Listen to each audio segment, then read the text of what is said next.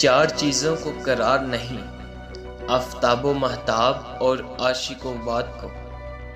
صحیح معنوں میں علم وہی ہے جو باعمل ہو، اور اگر علم پر عمل نہ کیا جائے تو وہ وبال بن جاتا ہے۔ مرشد کامل وہ ہے جس کی ایک نظر بھی 1000 سال کے سجدوں سے بھی زیادہ فضیلت رکھتی ہو اور علم رسمی سے زیادہ اثر رکھتی ہو۔ جو شخص اس میں اللہ تعالیٰ سے منع کرتا ہے وہ یا تو کافر ہے یا منافق اور یا حسو متکبر۔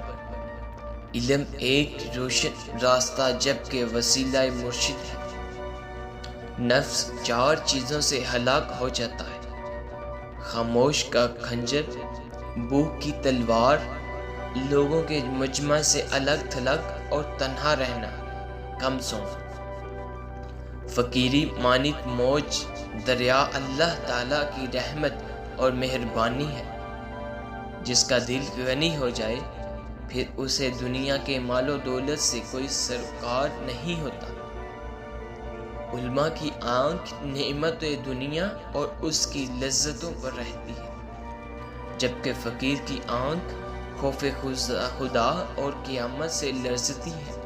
دل کی تاریکی دور کرنے کے لیے اندر کی روح کے قبلے کی درستگی لازم ہے، جو بنا مرشد کامل صحیح سمت نہیں پا سکتے۔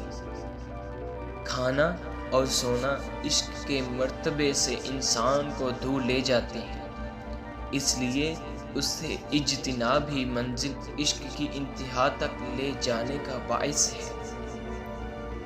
خاموش مومنوں اور ایمان کا تاج ہے۔